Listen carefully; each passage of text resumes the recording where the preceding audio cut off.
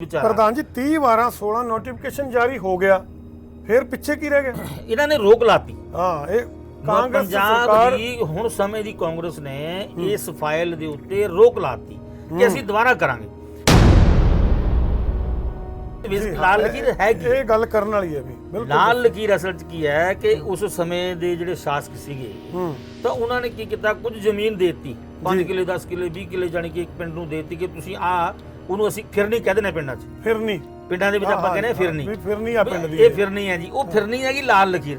ਜਿਹੜੇ ਉਹਦੇ ਅੰਦਰ ਘਰ ਹੋਣਗੇ ਉਹਨਾਂ ਦੇ ਕੋਲ ਕਿਸੇ ਕੋਲੇ ਵੀ ਮਕਾਨ ਦੀ ਰਜਿਸਟਰੀ ਨਹੀਂ। ਘੱਟੋ ਘੱਟ 70 ਸਾਲ ਤੋਂ ਬਾਅਦ ਦੇਸ਼ ਦੀ ਆਜ਼ਾਦੀ ਨੂੰ ਬੀਤ ਗਏ, ਹਾਲ ਤੱਕ ਅਸੀਂ ਲੋਕਾਂ ਨੂੰ ਘਰਾਂ ਦੇ ਮਾਲਕ ਹੀ ਨਹੀਂ ਬਣਾ ਸਕੇ। ਇਦੋਂ ਮਾੜੀ ਗੱਲ ਕੀ ਹੋਰ ਹੋ ਸਕਦੀ ਹੈ? ਦੇਸ਼ ਦੇ ਪ੍ਰਧਾਨ ਮੰਤਰੀ ਸਾਹਿਬ ਦਾ ਇੱਕ ਮਿਸ਼ਨ ਹੈ ਕਿ ਤੁਸੀਂ 5 ਲੱਖ ਰੁਪਇਆ ਬਿਨਾਂ ਵਿਆਜ ਤੋਂ ਲੈ ਕੇ ਕੋਈ ਛੋਟਾ ਮੋਟਾ ਰੁਜ਼ਗਾਰ ਸ਼ੁਰੂ ਕਰ ਸਕਦੇ ਹੋ ਜੀ। ਨਵੀਆਂ ਸਕੀਮਾਂ ਆਉਂਦੀਆਂ। ਜਦੋਂ ਇਹ ਬੰਦੇ ਵਿਚਾਰੇ ਬੈਂਕ ਦੇ ਵਿੱਚ ਜਾਂਦੇ ਹੈ ਤੇ ਬੈਂਕ ਵਾਲਿਆਂ ਦੇ ਕੋਲ ਇੱਕੋ ਹੀ ਸਵਾਲ ਹੁੰਦਾ ਹੈ ਕਿ ਤੁਹਾਡੇ ਕੋਲੇ ਸਿਕਿਉਰਿਟੀ ਦੇ ਤੌਰ ਤੇ ਕੀ ਹੈ।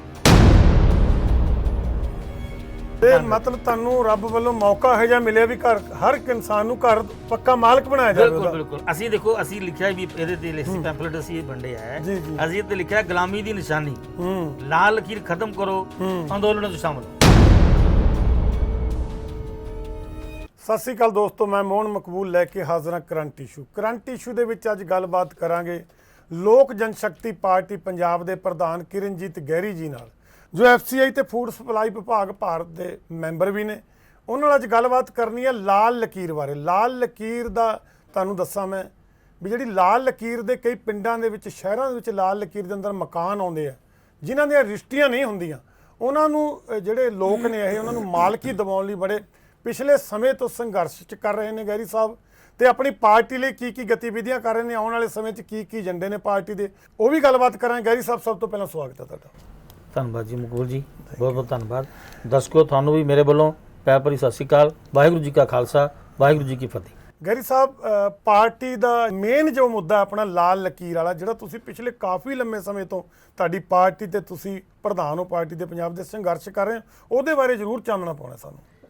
ਦੇਖੋ, ਜਦੋਂ ਪਾਰਟੀ ਦੀ ਅਸੀਂ ਗੱਲ ਕਰਦੇ ਹਾਂ ਤਾਂ ਮੇਰੀ ਪਾਰਟੀ ਦੇ ਸਰਪ੍ਰਸਤ श्री रामविलास पासवान जी जिन्होंने ये मिशन रखा कि हम उस घर में दिया जलाने चले हैं, हम उस घर में दिया जलाने चले हैं जिस घर में सदियों से अंधेरा है। पासवान साहब का मिशन है कि कमाएगा सो खाएगा, लूटने वाला जाएगा और एक दिन नवा जमाना आएगा। इसी तरह ही पार्टी के कौमी प्रधान साडे चिराग पासवान जी जो नौजवान मैंबर पार्लीमेंट ने और जिन्हों का लोक सभा ਦੇ ਵਿੱਚ ਇੰਨੇ ਵਧੀਆ ਤਰੀਕੇ ਨਾਲ ਆਪਣੀ ਗੱਲ ਨੂੰ ਉਹ ਰੱਖਦੇ ਨੇ। ਔਰ ਇਥੋਂ ਤੱਕ ਕਿ ਦੇਸ਼ ਦੇ ਪ੍ਰਧਾਨ ਮੰਤਰੀ ਸਾਹਿਬ ਨੇ ਵੀ ਮੈਂਬਰ ਪਾਰਲੀਮੈਂਟ ਦੀ ਮੀਟਿੰਗ ਦੇ ਵਿੱਚ ਕਿਹਾ ਕਿ ਅਗਰ ਹਲਕੇ ਦੀ ਆਪਦੀ ਗੱਲ ਉਠਾਉਣੀ ਹੈ ਤੇ ਕੰਮ ਕਰਨਾ ਹੈ ਤਾਂ ਚਿਰਾਗ ਪਾਸਵਾਨ ਤੋਂ ਸਿੱਖੋ। ਇਹ ਲੋਕ ਜਨਸ਼ਕਤੀ ਪਾਰਟੀ ਵਾਸਤੇ ਬੜੇ ਮਾਣ ਵਾਲੀ ਗੱਲ ਹੈ ਤੇ ਉਹਨਾਂ ਦਾ ਇਹ ਨਾਰਾ ਹੈ, ਧਰਮ ਨਾ ਜਾਤ ਕਰੇ ਸਭ ਕੀ ਬਾਤ। तो ਅਸੀਂ ਸਾਰਿਆਂ ਦੀ ਗੱਲ ਕਰਨ ਵਾਸਤੇ ਲੋਕ ਜਨਸ਼ਕਤੀ ਪਾਰਟੀ ਏਜੰਡੇ ਨੂੰ ਲੈ ਕੇ ਚੱਲ ਰਹੀ ਹੈ। ਹਾਂ ਪ੍ਰਧਾਨ ਜੀ, ਆਪਾਂ ਗੱਲ ਲਾਲ ਲਕੀਰ ਦੀ ਕਰ ਰਹੇ ਸੀ, ਜੋ ਅਸੀਂ ਕਰੰਟ ਇਸ਼ੂ 'ਚ ਅੱਜ ਗੱਲਬਾਤ ਕਰਦੇ ਹਾਂ। ਲਾਲ ਲਕੀਰ ਦਾ ਕੀ ਮਸਲਾ ਹੈ? ਦੇਖੋ ਕਈਆਂ ਨੂੰ ਨਹੀਂ ਪਤਾ ਵੀ, ਅੱਜ ਤੁਸੀਂ ਉਹ ਦੱਸੋ ਲਾਲ ਲਕੀਰ ਦਾ ਮਸਲਾ ਕਿਉਂ ਚੁੱਕਿਆ ਤੇ ਕਿਉਂ ਜ਼ਰੂਰੀ ਹੈ? ਮਕਬੂਲ ਜੀ, ਮੈਂ ਬੜੀ ਵੱਡੀ ਇਹ ਤਰਾਸਦੀ ਕਹੂੰਗਾ ਜੀ ਕਿ 70 ਸਾਲ ਤੋਂ ਵੱਧ ਸਮਾਂ ਹੋ ਗਿਆ ਦੇਸ਼ ਦੇ ਉੱਤੇ ਰਾਜ ਕਰਨ ਵਾਲੀਆਂ ਪਾਰਟੀਆਂ, ਵਿਸ਼ੇਸ਼ ਕਰਕੇ ਜ਼ਿਆਦਾ ਸਮਾਂ ਰਾਜ ਇੱਥੇ ਰਿਹਾ ਕਾਂਗਰਸ ਪਾਰਟੀ। ਜੀ ਜੀ ਜੀ। ਔਰ ਮੈਂ ਸਮਝਦਾ ਕਿ ਬੇਜ਼ਮੀਨੇ ਲੋਕਾਂ ਦੇ ਨਾਲ ਕਾਂਗਰਸ ਪਾਰਟੀ ਨੇ ਬਹੁਤ ਵੱਡਾ ਧੋਖਾ ਕੀਤਾ। ਔਰ ਮੈਂ ਤਾਂ ਸਾਰੀਆਂ ਹੀ ਸ਼ਰਮਾਏਦਾਰ ਪਾਰਟੀਆਂ ਨੂੰ ਕਹਿਣਾ ਕਿ ਜਿਨ੍ਹਾਂ ਨੇ ਇਸ ਇਸ਼ੂ ਨੂੰ ਰੇਜ਼ ਨਹੀਂ ਕੀਤਾ। ਇਹ ਇਸ਼ੂ ਅਸਲ ਦੇ ਵਿੱਚ ਮਕਬੂਲ ਜੀ ਕੀ ਹੈ, 1950 ਦੇ ਨੇੜੇ ਤੇੜੇ ਜ਼ਮੀਨੀ ਸੁਧਾਰਾਂ ਦੀ ਗੱਲ ਚੱਲੀ ਜੀ। ਔਰ ਜ਼ਮੀਨੀ ਸੁਧਾਰਾਂ ਦੇ ਵਿੱਚ ਕੀ ਹੋਇਆ ਕਿ ਜਿਹੜੇ ਮਜਾਰੇ ਸੀ ਉਹਨਾਂ ਨੂੰ ਜ਼ਮੀਨਾਂ ਦੇ ਮਾਲਕ ਬਣਾ ਦਿੱਤਾ ਗਿਆ।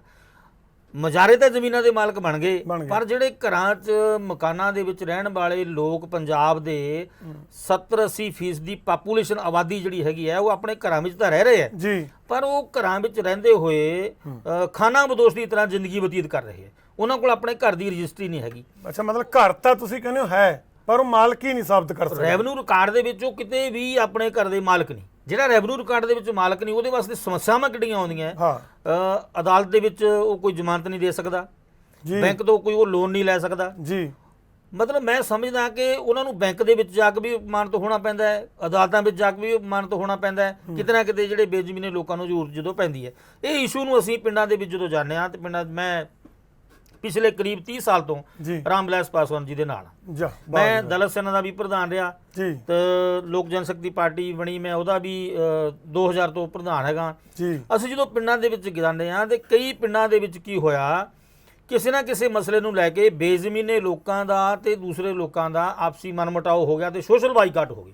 ਉਹ ਸੋਸ਼ਲ ਬਾਈਕਾਟ ਜਦੋਂ ਹੋਏ ਤੇ ਜ਼ਮਾਨਤ 751 ਦੀ ਕਰਾਉਣ ਵਾਸਤੇ ਵੀ ਕਿਸੇ ਕੋਲ ਜ਼ਮੀਨ ਵਾਲੇ ਨੂੰ ਜਦੋਂ ਮੰਗਦੇ ਆ ਤੇ ਉਹਦਾ ਕੋਈ ਜਿਹੜੀ ਹੈ ਮਤਲਬ ਕੋਈ ਪ੍ਰਬੰਧ ਨਹੀਂ ਹੋਇਆ। ਇਸ ਮੁਸ਼ਕਲ ਨੂੰ ਅਸੀਂ ਦੇਖਦੇ ਹੋਏ, ਸਮੱਸਿਆ ਨੂੰ ਦੇਖਦੇ ਹੋਏ ਮੈਂ ਫਿਰ ਇਸ ਨੂੰ ਰੇਜ਼ ਕੀਤਾ ਜੀ। ਇਸ ਇਸ਼ੂ ਤੇ ਸਾਨੂੰ 12-13 ਸਾਲ ਲਗਾਤਾਰ ਹੋ ਗਏ ਲੜਾਈ ਲੜਦਿਆਂ ਨੂੰ। ਕੋਈ ਨਤੀਜਾ ਨਿਕਲਿਆ ਪ੍ਰਧਾਨ ਜੀ? ਮੈਂ ਉਹੀ ਤੁਹਾਨੂੰ ਦੱਸਣਾ ਚਾਹੁੰਦਾ ਕਿ ਮੈਂ ਮਤਲਬ ਉਹਨਾਂ ਲੋਕਾਂ ਦਾ ਬੇਹੱਦ ਦਿਲੋਂ ਧੰਨਵਾਦੀ ਹਾਂ ਜਿਨ੍ਹਾਂ ਨੇ ਇਸ 'ਚ ਸਾਥ ਦਿੱਤਾ।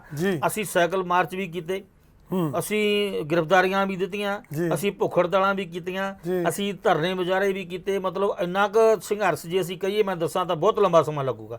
ਪਰ ਇਹਦੇ ਵਿੱਚ ਮੈਂ ਸਮਝਦਾ ਕਿ ਸਾਡੀ ਕਾਮਯਾਬੀ ਇਹ ਹੋਈ ਕਿ ਇੱਕ ਤਾਂ ਇਹ ਹੈ ਕਿ ਹੁਣ ਲੋਕਾਂ ਨੂੰ ਪਤਾ ਲੱਗਿਆ ਇਸ ਗੱਲ ਦਾ ਕਿ ਲਾਲ ਲਖੀਰ ਵੀ ਇੱਕ ਵੱਡਾ ਮਸਲਾ ਹੈ ਔਰ ਨੈਸ਼ਨਲ ਇਸ਼ੂ ਹੈ ਇਹ। ਜੀ। ਔਰ ਪੰਜਾਬ ਦੇ ਵਿੱਚ ਸਾਡੀ ਕਾਮਯਾਬੀ ਹੋਈ ਕਿ ਮੁੱਖ ਮੰਤਰੀ ਸਰਦਾਰ ਪ੍ਰਕਾਸ਼ ਸਿੰਘ ਬਾਦਲ ਦੇ ਨਾਲ ਰਾਮ ਵਿਲਾਸ ਪਾਸਵਾਨ ਜੀ ਸਾਡੇ ਜੋ ਫੂਡ ਮਿਨਿਸਟਰ ਨੇ ਅੱਜ, ਉਹਨਾਂ ਦੇ ਇੰਟਰਫੀਅਰੈਂਸ ਨਾਲ ਤੇ ਪਾਰਟੀ ਦੇ ਕੌਮੀ ਪ੍ਰਧਾਨ ਚਿਰਾਗ ਪਾਸਵਾਨ ਜੀ ਦੇ ਇੰਟਰਫੀਅਰੈਂਸ ਨਾਲ ਤੇ ਸਾਡੇ ਅੰਦੋਲਨ ਨੂੰ ਦੇਖਦਿਆਂ ਹੋਇਆਂ ਮੁੱਖ ਮੰਤਰੀ ਪੰਜਾਬ ਸਰਦਾਰ ਪ੍ਰਕਾਸ਼ ਸਿੰਘ ਬਾਦਲ ਉਸ ਸਮੇਂ ਦੇ ਮੁੱਖ ਮੰਤਰੀ ਸੀ, ਉਹਨਾਂ ਨੇ ਸਾਨੂੰ ਸਮਾਂ ਦਿੱਤਾ ਔਰ 2 ਵਾਰ ਸਾਡੀ ਮੁਲਾਕਾਤ ਹੋਈ। ਇੱਕ ਵਾਰ ਬਾਦਲ ਪਿੰਡ ਹੋਈ, ਫਿਰ ਉਹਨਾਂ ਦੇ ਚੰਡੀਗੜ੍ਹ ਆਫਿਸ ਜਿਹੜੇ ਹੈ ਉੱਥੇ ਰੈਜ਼ੀਡੈਂਸ ਤੇ ਹੋਈ।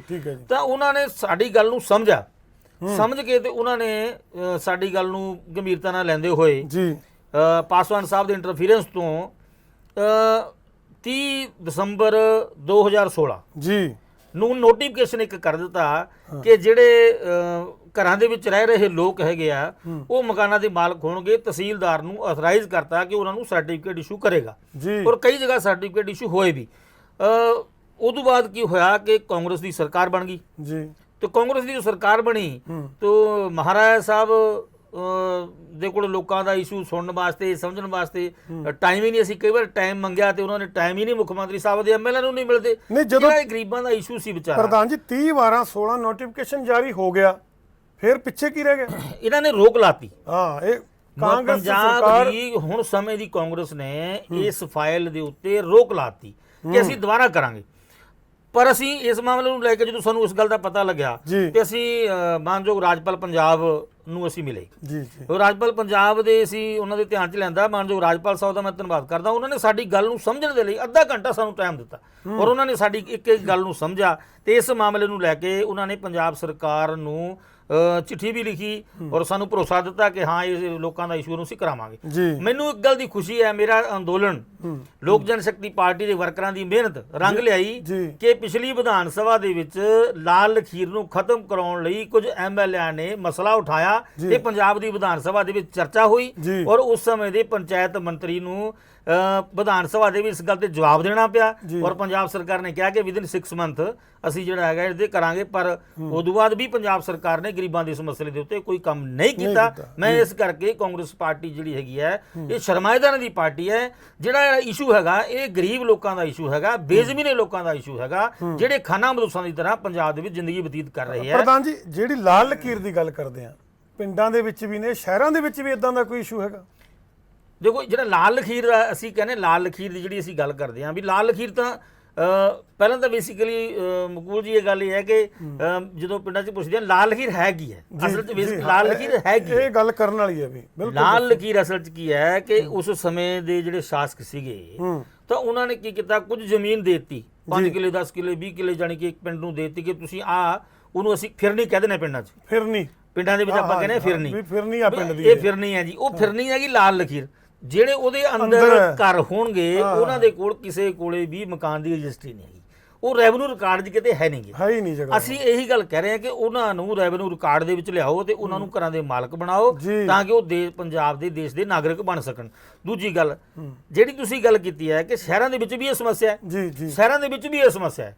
ਬਹੁਤ ਸਾਰੇ ਸ਼ਹਿਰ ਐਸੇ ਹੈ ਜਿਹੜੇ ਵਕਫ ਬੋਰਡ ਦੀ ਜਗ੍ਹਾ ਦੇ ਵਿੱਚ ਲੋਕ ਮਕਾਨ ਪਾ ਕੇ ਬੈਠੇ ਆ, ਰਜਿਸਟਰੀ ਕਿਸੇ ਕੋਲ ਨਹੀਂ। ਕੋਈ ਵਕਫ ਬੋਰਡ 'ਚ ਬੈਠਾ ਹੈ, ਕੋਈ ਪੁੱਡਾ ਦੀ ਜਗ੍ਹਾ 'ਚ ਬੈਠਾ ਹੈ, ਕੋਈ ਇੱਥੇ ਅਸੀਂ ਕੀ ਕਹਿ ਰਹੇ ਹਾਂ ਜੀ ਕਿ ਲਾਲ ਲਖੀਰ ਨੂੰ ਖਤਮ ਕਰਕੇ ਤਾਂ ਲੋਕਾਂ ਨੂੰ ਘਰਾਂ ਦੇ ਮਾਲਕ ਬਣਾਇਆ ਹੀ ਜਾਵੇ। ਜੀ ਨਾਲ ਜਿਹੜੇ ਸ਼ਹਿਰਾਂ ਦੇ ਵਿੱਚ ਵੀ ਲੋਕ ਵਿਚਾਰੇ ਗਰੀਬ ਗੁਰਬੇ ਜਿਹੜੇ ਬੈਠੇ ਆ, ਜਿਹੜੇ ਕਿਤੇ ਕੋਈ ਪੰਚਾਇਤੀ ਜਗ੍ਹਾ 'ਚ ਪਿੰਡਾਂ ਦੇ ਵਿੱਚ ਬੈਠਾ ਹੈ, ਜੀ ਕੋਈ ਜਿਹੜਾ ਹੈਗਾ ਪੁੱਡਾ ਦੀ ਜਗ੍ਹਾ ਤੇ ਕੋਈ ਬੈਠਾ ਹੈ, ਕੋਈ ਬਕਵੋੜ ਦੀ ਜਗ੍ਹਾ ਦੇ ਉੱਤੇ ਬੈਠਾ ਹੈ, ਉਹਨਾਂ ਨੂੰ ਵੀ ਸਰਕਾਰ ਫ੍ਰੀ ਆਫ ਕਾਸਟ ਰਜਿਸਟਰੀ ਕਰਕੇ ਦੇਵੇ। ਘੱਟੋ ਘੱਟ 70 ਸਾਲ ਤੋਂ ਬਾਅਦ ਦੇਸ਼ ਦੀ ਆਜ਼ਾਦੀ ਨੂੰ ਬੀਤ ਗਏ, ਹਾਲ ਤੱਕ ਅਸੀਂ ਲੋਕਾਂ ਨੂੰ ਘਰਾਂ ਦੇ ਮਾਲਕ ਹੀ ਨਹੀਂ ਬਣਾ ਸਕੇ। ਇਦੋਂ ਮਾੜੀ ਗੱਲ ਕੀ ਹੋਰ ਹੋ ਸਕਦੀ ਹੈ? ਤੇ ਲੰਮਾ ਸਮਾਂ ਇੱਥੇ ਰਾਜ ਰਿਹਾ ਕਾਂਗਰਸ ਪਾਰਟੀ ਦਾ। ਜੀ ਜੀ ਤੋਂ ਅਸੀਂ ਇਹ ਮਾਮਲੇ ਨੂੰ ਲੈ ਕੇ ਮੈਂ ਇੱਥੇ ਤੁਹਾਡੇ ਸਾਹਮਣੇ ਇੱਕ ਗੱਲ ਜ਼ਰੂਰ ਤੁਹਾਨੂੰ ਮੈਂ ਦੱਸਣਾ ਚਾਹੂੰਗਾ ਕਿ ਮੈਂ ਹਰਿਆਣਾ ਸਰਕਾਰ ਦਾ ਧੰਨਵਾਦ ਕਰਦਾ ਇਸ ਗੱਲ ਲਈ। ਹਰਿਆਣੇ ਦੀ ਖੱਟੜ ਸਾਹਿਬ ਦੀ ਸਰਕਾਰ ਨੇ ਹੁਣ ਵਿਧਾਨ ਸਭਾ ਇਲੈਕਸ਼ਨ ਤੋਂ ਪਹਿਲਾਂ ਐਨ ਮੌਕੇ ਲਾਲ ਲਖੀਰ ਨੂੰ ਖਤਮ ਕਰਨ ਦਾ ਐਲਾਨ ਕਰਕੇ ਤੇ ਉਹਨਾਂ ਨੇ ਲਾਲ ਲਖੀਰ ਖਤਮ ਕਰਤੀ। ਤੇ ਮੈਂ ਪੰਜਾਬ ਦੀ ਸਰਕਾਰ ਨੂੰ, ਪੰਜਾਬ ਦੇ ਮੁੱਖ ਮੰਤਰੀ ਸਾਹਿਬ ਨੂੰ, ਜਦੋਂ ਉਹਨਾਂ ਨੇ ਖੱਟੜ ਸਾਹਿਬ ਨੇ ਐਲਾਨ ਕੀਤਾ, ਮੈਂ ਮੁੱਖ ਮੰਤਰੀ ਸਾਹਿਬ ਨੂੰ ਬੇਨਤੀ ਕੀਤੀ ਸੀ ਕਿ ਹਰਿਆਣਾ ਦੀ ਸਰਕਾਰ ਤੋਂ ਸਿੱਖੋ ਕਿ ਉਹ ਕਿਵੇਂ ਕਰ ਰਹੇ ਹੈ। ਮਤਲਬ ਜਿਹੜਾ ਮੁੱਦਾ ਪੰਜਾਬ ਵਿੱਚ ਚੁੱਕਿਆ ਹੋਇਆ ਸੀ ਉਹਨੂੰ ਉਹਨਾਂ ਨੇ ਸਿੱਖ ਲੈ ਕੇ ਹਰਿਆਣਾ ਦੀ ਸਰਕਾਰ ਨੇ ਲਾਗੂ ਕਰਤਾ। ਹਰਿਆਣਾ ਦੀ ਸਰਕਾਰ ਨੇ ਲਾਲ ਲਖੀਰ ਨੂੰ ਖਤਮ ਕਰਕੇ ਲੋਕਾਂ ਨੂੰ ਘਰਾਂ ਦੇ ਮਾਲਕ ਬਣਾਤਾ। ਔਰ ਇਹ ਵੀ ਦੂਜੀਆਂ ਸਟੇਟਾਂ ਦੇ ਵਿੱਚ ਵੀ। ਮੈਂ ਮਕਬੂਲ ਜੀ ਤੁਹਾਨੂੰ ਮੈਂ ਦੱਸਣਾ ਚਾਹੁੰਦਾ, ਮੈਂ ਨੈਸ਼ਨਲ ਲੈਵਲ ਤੇ ਜਿਹੜੀਆਂ ਸਟੇਜਾਂ ਤੇ ਜਾ ਕੇ ਬੋਲਦਾ, ਪਾਰਟੀ ਦੀ ਸਟੇਜ ਤੇ ਵੀ ਜਾ ਕੇ ਜਦੋਂ ਬੋਲਦਾ ਤੇ ਮੈਂ ਜਦੋਂ ਉੱਥੇ ਇਹ ਗੱਲ ਕਰਦਾ ਕਿ ਪੂਰੇ ਦੇਸ਼ ਭਰ ਦੇ ਵਿੱਚ ਆਪਾਂ ਪੰਜਾਬ 'ਚ ਕਹਿੰਦੇ ਆ ਲਾਲ ਲਖੀਰ ਤੇ ਦੂਜੀਆਂ ਸਟੇਟਾਂ 'ਚ ਕਹਿੰਦੇ ਆ ਲਾਲ ਡੋਰਾ। ਲਾਲ ਡੋਰਾ ਕਿ ਲਾਲ ਡੋਰਾ ਦੇ ਵਿੱਚ ਜਿਹੜੇ ਲੋਕ ਰਹਿੰਦੇ ਆ ਉਹਨਾਂ ਨੂੰ ਘਰਾਂ ਦੇ ਮਾਲਕ ਬਣਾਇਆ ਜਾਵੇ।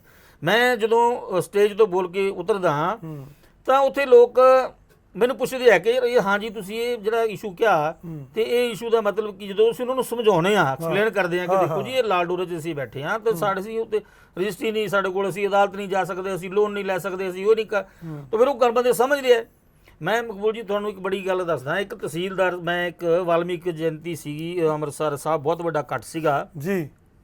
ਮੈਂ ਉਸ ਸਟੇਜ ਤੇ ਮੈਨੂੰ ਗਿਆ ਤੇ ਬੋਲਣ ਦਾ ਮੌਕਾ ਜਦੋਂ ਮੈਨੂੰ ਮਿਲਿਆ ਤੇ ਮੈਂ ਉੱਥੇ ਕਾਫੀ ਵੱਡੇ ਇਕੱਠ ਜਦੋਂ ਮੈਂ ਇਹ ਇਸ਼ੂ ਉੱਥੇ ਰੇਜ਼ ਕੀਤਾ ਜੀ। ਜਦੋਂ ਮੈਂ ਬੋਲ ਕੇ ਉਤਰਿਆ ਤੇ ਕੁਝ ਬਹੁਤ ਸਾਰੇ ਲੋਕ ਮੈਨੂੰ ਉੱਥੇ ਮਿਲੇ। ਇੱਕ ਰਿਟਾਇਰਡ ਤਹਿਸੀਲਦਾਰ ਸਾਹਿਬ ਮੈਨੂੰ ਮਿਲੇ ਜੀ। ਮੈਂ ਹੈਰਾਨੀ ਦੀ ਗੱਲ ਤੁਹਾਨੂੰ ਦੱਸਦਾ ਕਿ ਪੜ੍ਹੇ ਲਿਖੇ ਲੋਕਾਂ ਨੂੰ ਵੀ ਇਸ ਗੱਲ ਦਾ ਨਹੀਂ ਪਤਾ। ਤੇ ਉਹ ਮੈਨੂੰ ਤਹਿਸੀਲਦਾਰ ਸਾਹਿਬ ਮੈਨੂੰ ਮਿਲੇ, ਰਿਟਾਇਰਡ ਤਹਿਸੀਲਦਾਰ, ਕਹਿੰਦੇ ਗਹਿਰੀ ਸਾਹਿਬ ਤੁਸੀਂ ਇਹ ਲਾਲ ਲਖੀਰ ਨੂੰ ਖਤਮ ਕਰਾਉਣ ਦੀ ਗੱਲ ਕੀਤੀ ਹੈ ਤੇ ਅਸੀਂ ਤਾਂ ਲੜਾਈ ਲੜ ਰਹੇ ਹਾਂ ਵੀ ਲਾਲ ਲਖੀਰ ਨੂੰ ਵਧਾਇਆ ਜਾਵੇ। ਮੈਂ ਉਹਨੂੰ ਜਦ ਬੰਦੇ ਨੂੰ ਦੇਖੋ, ਇੱਕ ਤਹਿਸੀਲਦਾਰ ਬੰਦਾ ਰਿਟਾਇਰ ਹੋਇਆ ਤੇ ਮੈਂ ਉਹਨੂੰ ਜਦੋਂ ਐਕਸਪਲੇਨ ਕੀਤੀ ਗੱਲ ਕਿ ਲਾਲ ਲਕੀਰ ਨੂੰ ਦੇ ਵਿੱਚ ਰਹਿਣ ਦਾ ਕਿੰਨਾ ਨੁਕਸਾਨ ਹੈ ਲੋਕਾਂ ਨੂੰ, ਉਹ ਮੇਰੀ ਗੱਲ ਨਾਲ ਮੇਰੇ ਸਹਿਮਤ ਹੋਇਆ। ਫਿਰ ਉਹ ਤਹਿਸੀਲਦਾਰ ਸਾਹਿਬ ਮੈਨੂੰ ਕਹਿੰਦੇ ਗਹਿਰੀ ਸਾਹਿਬ ਤੁਹਾਨੂੰ ਅਸੀਂ ਹਰਿਆਣੇ 'ਚ ਸੱਦਾਂਗੇ ਤੇ ਹਰਿਆਣੇ ਵਿੱਚ ਵੀ ਅਸੀਂ ਪਹਿਲਾਂ ਤਾਂ ਲੜਾਈ ਲੜਦੇ ਸੀ ਲਾਲ ਲਕੀਰ ਹੋਰ ਵਧਾਉਣ ਦੀ, ਹੁਣ ਅਸੀਂ ਖਤਮ ਕਰਾਉਣ ਦੀ ਲੜਾਈ। ਤਾਂ ਉਹਨਾਂ ਨੇ ਮੇਰੀ ਗੱਲ ਤੋਂ ਇਹ ਗਹਿਰੀ ਸਾਹਿਬ, ਇਹ ਜੇ ਦੇਖਿਆ ਜਾਵੇ ਲਾਲ ਲਕੀਰ ਦੇ ਵਿੱਚ ਤਾਂ ਮਤਲਬ ਇਹ ਕੋਈ ਜ਼ਰੂਰੀ ਨਹੀਂ ਵੀ ਗਰੀਬ ਬੰਦਾ, ਕਈਆਂ ਦੇ ਮਕਾਨ, ਕੋਈ ਅਮੀਰ ਆ, ਕੋਈ ਮਤਲਬ ਨਾਰਮਲ ਵਰਗ ਹੈ, ਸਾਰਿਆਂ ਦੀ ਮਕਾਨ ਹੈ। ਮੈਂ ਮਕਬੂਲ ਜੀ ਤੁਹਾਨੂੰ ਇਹ ਗੱਲ ਦੱਸਾਂ, ਇਹ ਮਸਲਾ ਜਿਹੜਾ ਹੈਗਾ ਦੇਖੋ, ਇਹਦੇ ਨਾਲ ਗਰੀਬ ਨੂੰ ਤਾਂ ਫਾਇਦਾ ਹੋਣਾ ਕੋਈ 100-200 ਗਜ ਦਾ। ਹਾਂ ਜੀ ਜੀ ਜੀ, ਜਿਹੜੇ ਗਰੀਬਾਂ ਦੇ ਮਕਾਨ ਉਹ ਤਾਂ 100-200 ਗਜ, 5-4 ਮਰਲੇ 'ਚ 10 ਮਰਲੇ 'ਚ ਹੋਣਗੇ ਵੱਧ ਤੋਂ ਵੱਧ। ਇਹਦਾ ਜਿਹੜਾ ਫਾਇਦਾ ਹੋਣਾ ਹੈ ਇਹ ਸਾਰੇ ਲੋਕਾਂ ਨੂੰ ਹੋਣਾ, ਸਾਰੇ ਲੋਕਾਂ ਨੂੰ। ਜਿਹੜੇ ਜ਼ਮੀਨਾਂ ਦੇ ਮਾਲਕ ਹੈ ਉਹ ਵੀ ਕਿੱਲੇ-ਕਿੱਲੇ 'ਚ ਕੋਠੀਆਂ ਪਾ ਕੇ ਬੈਠੇ ਆ, ਬੜੇ-ਬੜੇ ਕੋਠੀਆਂ ਪਾ ਕੇ ਬੈਠੇ ਆ, ਪਰ ਰਜਿਸਟਰੀ ਉਹਨਾਂ ਕੋਲ ਹੈ ਨਹੀਂ, ਉਹਨਾਂ ਲੋਕਾਂ ਨੂੰ ਹੀ ਫਾਇਦਾ ਹੋਣਾ। ਇਹ ਸਾਰੇ ਲੋਕਾਂ ਨੂੰ ਫਾਇਦਾ ਹੋਣਾ। ਇਹ ਮਤਲਬ ਕੱਲੇ ਪੰਜਾਬ ਹਰਿਆਣੇ ਦੀ ਗੱਲ ਨਹੀਂ, ਨਾਲੇ ਤਾਂ ਇਹ ਪੂਰਾ ਨੈਸ਼ਨਲ ਇੱਕ ਕਿਸਮ ਦੀ ਮੁੱਦਾ ਹੈ, ਸਾਰੀ ਸਟੇਟਾਂ ਦਾ ਇਹ ਨੈਸ਼ਨਲ ਇਸ਼ੂ ਹੈ। ਮੈਂ ਧੰਨਵਾਦ ਕਰਦਾ ਤੁਹਾਡੇ ਚੈਨਲ ਦਾ, ਤੁਹਾਡਾ ਧੰਨਵਾਦ ਕਰਦਾ ਕਿ ਜਿਨ੍ਹਾਂ ਨੇ ਮੈਨੂੰ ਬੁਲਾ ਕੇ ਇਹ ਗੱਲ ਦਾ ਇਸੇ ਇਸ਼ੂ ਤੇ ਕੀਤਾ, ਕਿਉਂਕਿ ਅਸਲ ਦੇ ਵਿੱਚ ਕੀ ਹੈ ਜੀ, ਇਹ ਮਸਲਾ ਉਠਾ ਰਿਹਾ ਕਿਰਨਜੀਤ ਸਿੰਘ ਗਹਿਰੀ ਜੀ। ਮੈਂ ਹੈਗਾ ਗਰੀਬ ਵਰਗ ਚੋਂ ਜੀ, ਮੇਰੀ ਪਾਰਟੀ ਵੀ ਗਰੀਬਾਂ ਦੀ ਪਾਰਟੀ ਹੈ ਜੀ, ਮੇਰੀ ਪਾਰਟੀ ਦਾ ਲੀਡਰ ਰਾਮਵਿਲਾਸ ਪਾਸਵਾਨ ਵੀ ਗਰੀਬਾਂ ਦਾ ਲੀਡਰ ਹੈ, ਬਹੁਤ ਵੱਡੇ ਨੇਤਾ ਨੇ ਮਹਾਰਾਜ, ਵੱਡੇ ਨੇਤਾ ਨੇ, ਪਰ ਅਸੀਂ ਗਰੀਬਾਂ ਦੀ ਗੱਲ ਕਰਦੇ ਹਾਂ, ਮਤਲਬ ਗਰੀਬਾਂ ਦਾ ਭਾਵ ਅਸੀਂ ਕੋਈ ਜਾਤ ਪਾਤ ਦੀ ਗੱਲ ਨਹੀਂ ਕਰਦੇ ਜੀ ਜੀ। ਪਰ ਕੀ ਹੋ ਰਿਹਾ ਇੱਥੇ, ਕੀ ਹੁੰਦਾ ਹੈ ਕਿ ਕਈ ਵਾਰ ਕੀ ਹੁੰਦਾ ਹੈ ਕਿ ਸਾਨੂੰ ਇਸ ਢੰਗ ਨਾਲ ਪੇਸ਼ ਕੀਤਾ ਜਾਂਦਾ ਹੈ ਕਿ ਸ਼ਾਇਦ ਅਸੀਂ ਕਿਸੇ ਇੱਕ ਵਰਗ ਦੀ ਵਿਸ਼ੇਸ਼ ਦੀ ਗੱਲ ਕਰਦੇ ਹਾਂ, ਪਰ ਅਸੀਂ ਇਹ ਵਰਗ ਵਿਸ਼ੇਸ਼ ਦੀ ਲੜਾਈ ਨਹੀਂ ਹੈਗੀ। ਨਹੀਂ ਨਹੀਂ, ਲਾਲ ਲਕੀਰ ਨੂੰ ਖਤਮ ਕਰਨਾ ਕਿਸੇ ਵਰਗ ਵਿਸ਼ੇਸ਼ ਦਾ ਮਸਲਾ ਨਹੀਂ ਹੈ, ਇਹ ਸਾਰੇ ਲੋਕਾਂ ਦਾ ਮਸਲਾ ਹੈ।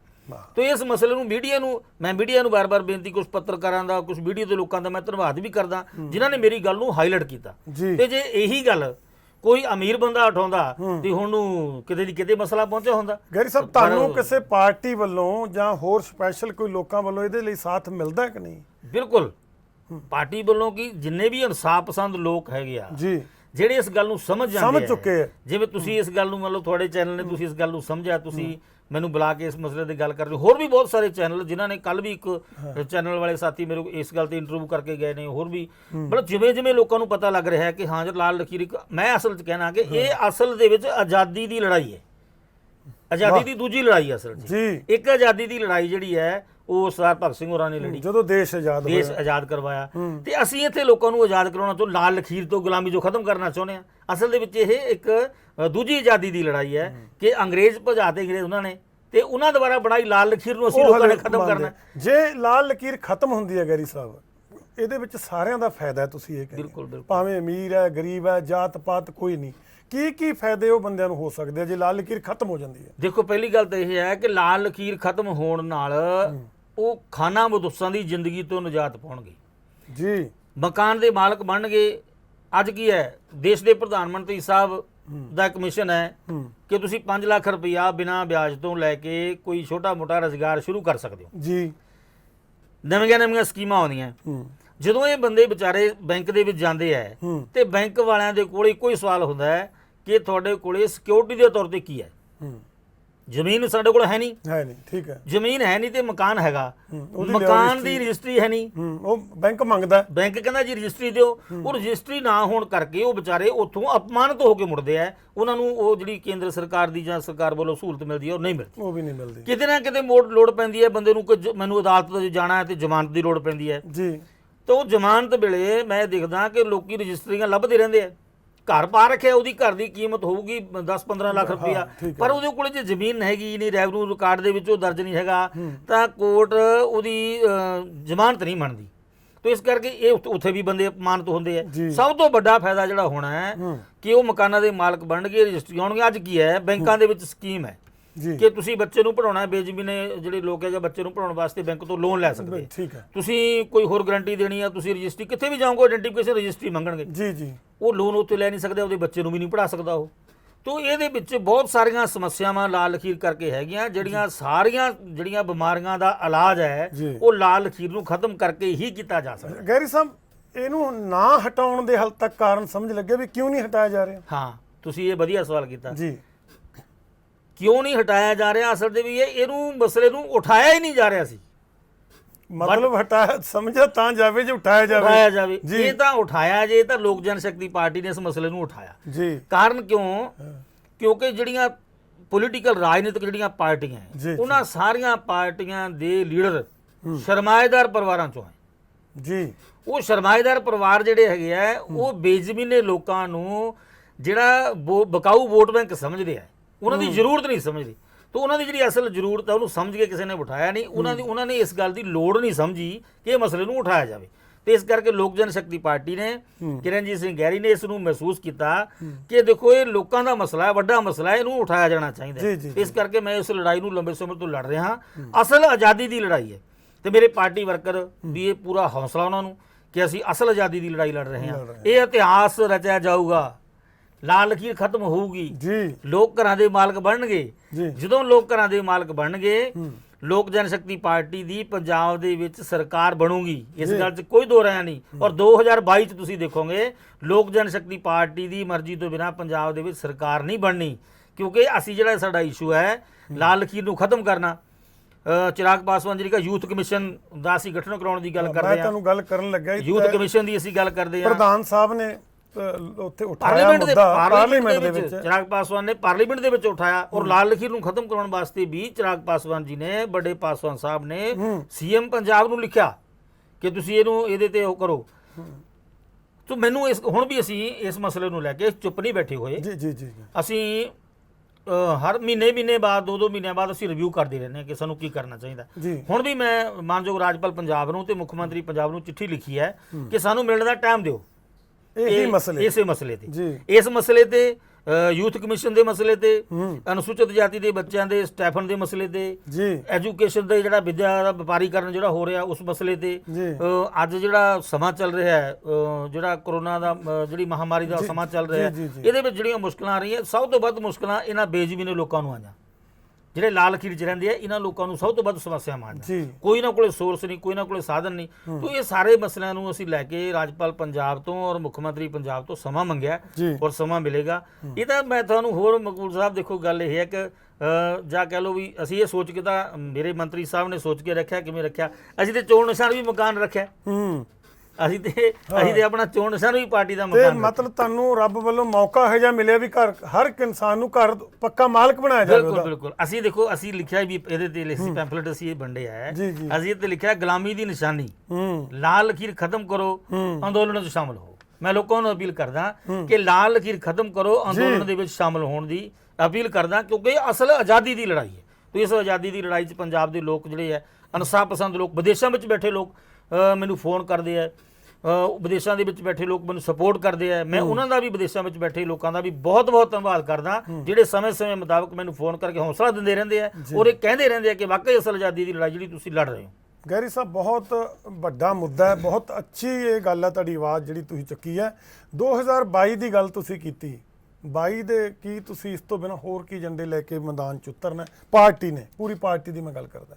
ਦੇਖੋ ਅਸੀਂ ਮੈਂ ਸਮਝਦਾ ਕਿ ਜਿਹੜਾ ਇਹ ਫਿਲਹਾਲ ਅਸੀਂ ਇਸੇ ਦੇ ਜੇ ਕਰੀਏ ਕਿ ਸਾਡਾ ਬੇਸਿਕ ਜਿਹੜਾ ਇਸ਼ੂ ਹੈਗਾ ਉਹ ਲਾਲ ਲਕੀਰ ਨੂੰ ਖਤਮ ਕਰਨਾ, ਮਤਲਬ ਘਰ ਦੇਤਾ ਤਾਂ ਸਭ ਕੁਝ ਦੇਤਾ। ਬਸ ਜਦੋਂ ਇੱਕ ਵਾਰੀ ਘਰ ਦੇ ਮਾਲਕ ਅਸੀਂ ਲੋਕਾਂ ਨੂੰ ਬਣਾਤਾ ਤੇ ਹਰ ਗਲੀ 'ਚ ਗੱਲ ਚੱਲਣੀ ਹੈ ਕਿ ਘਰ ਦਾ ਮਾਲਕ ਜੇ ਕਿਸੇ ਨੇ ਬਣਾਇਆ ਤਾਂ ਲੋਕ ਜਨਸ਼ਕਤੀ ਪਾਰਟੀ ਵਾਲਿਆਂ ਨੇ ਬਣਾਇਆ। ਤੇ ਇਸ ਕਰਕੇ ਘਰ ਦਾ ਮਾਲਕ ਬਣਾਉਣਾ, ਨੌਜਵਾਨਾਂ ਨੂੰ, ਜਿਹੜੇ ਅੱਜ ਨੌਜਵਾਨ ਜਿਹੜੇ ਹੈਗੇ ਆ ਉਹ ਨਸ਼ੇ ਵਾਲੇ ਪਾਸੇ ਨੂੰ ਕਿਉਂ ਵੱਧ ਰਹੇ ਹੈ, ਗੈਂਗਸਟਰ ਵਾਲੇ ਪਾਸੇ ਨੂੰ ਕਿਉਂ ਵੱਧ ਰਹੇ ਹੈ। ਔਰ ਮੈਂ ਇੱਕ ਗੱਲ ਜ਼ਰੂਰ ਮੈਂ ਕਹਿਣਾ ਚਾਹੂੰਗਾ, ਕਈ ਵਾਰ ਮੀਡੀਆ ਦੇ ਵਿੱਚ, ਅਖਬਾਰਾਂ 'ਚ ਵੀ, ਹੋਰ ਪਾਸੇ ਵੀ ਦੇਖਿਆ ਜਾਂਦਾ ਕਿ ਕੋਈ ਲੜਾਈ ਝਗੜਾ ਛੋਟਾ ਮੋਟਾ ਹੁੰਦਾ ਤੇ ਗੈਂਗਵਾਰ ਸ਼ੋਅ ਕਰ ਦਿੱਤੀ ਜਾਂਦੀ ਕਿ ਗੈਂਗਵਾਰ ਇਹ ਸਾਰਾ ਸਿਸਟਮ ਜਿਹੜਾ ਬਣ ਰਿਹਾ।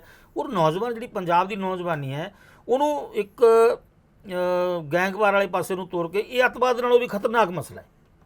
तो इस करके जी नौजवानी ਨੂੰ ਬਚਾਉਣ ਵਾਸਤੇ ਯੂਥ ਕਮਿਸ਼ਨ ਦਾ ਗਠਨ ਹੋਣਾ ਜ਼ਰੂਰੀ ਹੈ। ਤੇ ਯੂਥ ਕਮਿਸ਼ਨ ਦਾ ਗਠਨ ਕਰਾਉਣਾ ਇਹ ਅਗਲੇ ਐਪੀਸੋਡ 'ਚ ਜਦੋਂ ਵੀ ਤੁਹਾਨੂੰ ਮੌਕਾ ਮਿਲੂਗਾ ਤੁਸੀਂ ਸਾਡੇ ਸਟੂਡੀਓ ਆਓਗੇ, ਆਪਾਂ ਇਸ ਵਿਸ਼ੇ ਤੇ ਵੀ ਗੱਲ ਕਰਾਂਗੇ ਜਿਹੜਾ ਯੂਥ ਕਮਿਸ਼ਨ ਦਾ, ਜਿਹੜਾ 2022 ਦੀ ਤੁਸੀਂ ਇਲੈਕਸ਼ਨ ਦੀ ਗੱਲ ਕੀਤੀ ਹੈ। 2022 ਦਾ ਇਲੈਕਸ਼ਨ ਦੀ ਬਿਲਕੁਲ ਅਸੀਂ ਤਿਆਰੀ ਕਰ ਰਹੇ ਹਾਂ। ਇਸ ਏਜੰਡੇ ਦੇ ਉੱਤੇ ਸਾਡਾ ਜਿਹੜਾ ਉਹ ਚੱਲ ਰਿਹਾ ਹੈ। ਔਰ ਨਾਲ ਇਹ ਅਸਲ ਫੈਸਲਾ ਕੀ ਕਰਨਾ ਹੈ ਇਹ ਲੈਣਾ ਪਾਰਟੀ ਦੇ ਕੌਮੀ ਪ੍ਰਧਾਨ ਚਿਰਾਗ ਪਾਸਵਾਨ ਜੀ ਦੇ ਅਧਿਕਾਰ ਖੇਤਰ 'ਚ ਹੈ। ਪਾਰਟੀ ਦੇ ਸਰਪ੍ਰਸਤ ਰਾਮ ਵਿਲਾਸ ਪਾਸਵਾਨ ਜੀ ਦੇ ਅਧਿਕਾਰ ਖੇਤਰ 'ਚ ਹੈਗਾ ਕਿ ਉਹਨਾਂ ਨੇ ਕਿਸੇ ਉਸ ਤਰ੍ਹਾਂ ਕਰਨਾ ਹੈ, ਕਿਹੜੀ ਦਿਸ਼ਾ ਨਿਰਦੇਸ਼ ਦੇਣੇ, ਕੀ ਕਰਨਾ ਹੈ। ਪਰ ਇੱਕ ਗੱਲ ਜ਼ਰੂਰ ਮੈਂ ਕਹਿਣਾ ਚਾਹੁੰਦਾ, ਲੋਕ ਜਨਸ਼ਕਤੀ ਪਾਰਟੀ ਪੰਜਾਬ ਦੇ ਵਿੱਚ ਗਰੀਬ ਲੋਕਾਂ ਦੀ ਇੱਕ ਆਵਾਜ਼ ਉਠਾਉਣ ਵਾਲੀ ਬਹੁਤ ਵੱਡੀ ਮਜ਼ਬੂਤ ਤਾਕਤ ਹੈ। ਔਰ ਅਸੀਂ ਮੈਂ ਕਹਿਣਾ ਤਕੜੇ ਸ਼ਰੀਕ ਹਾਂ। तो तगड़े शरीक जब तक नहीं बनोगे कोई नहीं पूछेगा इतने। तो इस करके लोक जनशक्ति पार्टी का लोगों को साथ देने की मैं अपील करदा। असल आज़ादी की लड़ाई जी लाल लकीर को खत्म करना ये साडा लोग साथ देंगे। और थोड़ा भी मैं मकबूल जी और थोड़े पूरे स्टाफ का थोड़े चैनल का धन्यवाद करदा कि तुसी इस इशू से मैनू बुला के गलबात की है और लोगों तक जानकारी जी है पहुँचाने का मौका दिता है। तो मैं एक बार फिर धन्यवाद करता होया लोगों को अपील करूँगा कि आओ असल आज़ादी दे विच सारे साडा साथ दिओ ਤਾਂ ਕਿ ਅਸੀਂ ਪੰਜਾਬ ਦੇ ਲੋਕਾਂ ਨੂੰ 70-80% ਦੇ ਲੋਕਾਂ ਨੂੰ ਖਾਣਾ ਬਦੋਸ਼ ਦੀ ਜ਼ਿੰਦਗੀ ਤੋਂ ਨਜਾਤ ਦਿਵਾ ਕੇ ਉਹਨਾਂ ਨੂੰ ਘਰਾਂ ਦੇ ਮਾਲਕ ਬਣਾਉਣ ਵਿੱਚ ਕਾਮਯਾਬ ਹੋ ਸਕੀਏ। ਜੀ ਲਾਲ ਲਕੀਰ ਦੇ ਮਸਲੇ ਤੇ ਅੱਜ ਲੋਕ ਜਨਸ਼ਕਤੀ ਪੰਜਾਬ ਦੇ ਪ੍ਰਧਾਨ ਗੈਰੀ ਸਾਹਿਬ ਨਾਲ ਗੱਲਬਾਤ ਹੋਈ ਹੈ ਕਿ ਲਾਲ ਲਕੀਰ ਕੀ ਹੈ, ਇਹਨੂੰ ਖਤਮ ਕਰਨਾ ਕਿਉਂ ਜ਼ਰੂਰੀ ਹੈ, ਲੋਕਾਂ ਦੇ ਹੱਕ ਕੀ ਨੇ, ਉਹ ਸਾਰੀ ਗੱਲਬਾਤ ਗੈਰੀ ਸਾਹਿਬ ਨੇ ਦੱਸੀ ਹੈ। ਆਉਣ ਵਾਲੇ ਸਮੇਂ ਦੇ ਵਿੱਚ ਗੈਰੀ ਸਾਹਿਬ ਨਾਲ ਫਿਰ ਗੱਲਬਾਤ ਕਰਾਂਗੇ ਜਦੋਂ ਇਹ ਮਸਲਾ ਜਿਹੜਾ ਲਾਲ ਲਕੀਰ ਦਾ ਦੇਖਦੇ ਇਹਦੇ ਤੇ ਕੀ ਸਰਕਾਰਾਂ ਕਰਦੀਆਂ ਨੇ, ਕੀ ਸਰਕਾਰਾਂ ਨਹੀਂ ਕਰਦੇ, ਇਸ ਵਿਸ਼ੇ ਤੇ ਫਿਰ ਇੱਕ ਵਾਰੀ ਗੱਲਬਾਤ ਹੋਗੀ।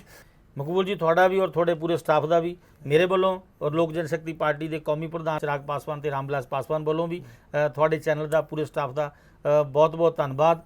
ਗੈਰੀ ਸਾਹਿਬ ਸਾਡੇ ਨਾਲ ਗੱਲਬਾਤ ਕਰਨ ਦਾ ਬਹੁਤ ਬਹੁਤ ਸ਼ੁਕਰੀਆ। ਧੰਨਵਾਦ। ਮੈਂ ਆਪਣੇ ਇਹ ਮੋਢਿਆਂ ਤੇ ਗੋਡਿਆਂ ਤੋਂ ਬਹੁਤ ਦੁਖੀ ਸੀ। ਮੇਰੇ ਲਈ ਤਾਂ ਤੁਰਨਾ ਫਿਰਨਾ ਵੀ ਇੰਨਾ ਔਖਾ ਹੋਇਆ ਸੀ ਮੈਂ ਦੱਸ ਵੀ ਨਹੀਂ ਸਕਦਾ।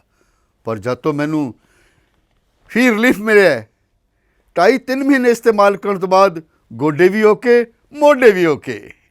ਜੀ ਤੁਸੀਂ ਵੀ ਕਿਸੇ ਇਸ ਤਰ੍ਹਾਂ ਦੀ ਬਿਮਾਰੀ ਤੋਂ ਪਰੇਸ਼ਾਨ ਹੋ ਤੇ ਬੇਝਿਜਕ ਹੋ ਕੇ ਇਸ ਨੂੰ ਇਸਤੇਮਾਲ ਕਰੋ। ਸਿਰਫ 2.5-3 ਮਹੀਨੇ ਇਹ 125 ਬਿਮਾਰੀਆਂ ਤੱਕ ਦਾ ਇਲਾਜ ਕਰ ਸਕਦਾ ਹੈ। ਫੀ ਰਿਲੀਫ ਹਮੇਸ਼ਾ ਯਾਦ ਰੱਖੋ। ਬਸ ਕੁਛ ਦਿਨਾਂ ਤੋਂ ਮੈਨੂੰ ਬਾਲਾਂ ਦੀ ਬੜੀ ਸਮੱਸਿਆ ਸੀ, ਮੇਰੇ ਬਾਲ ਝੜਨੇ ਸ਼ੁਰੂ ਹੋ ਗਏ ਸੀ। ਮੈਨੂੰ ਮੇਰੇ ਦੋਸਤ ਨੇ ਆਇਲ ਫੀ ਰਿਲੀਫ ਵਾਲੇ ਦੱਸਿਆ। ਮੈਂ ਇਹ ਤੇਲ 3 ਕੁ ਮਹੀਨੇ ਲਾਣਾ ਆਪਣੇ ਸਿਰ ਤੇ ਅਪਲਾਈ ਕੀਤਾ।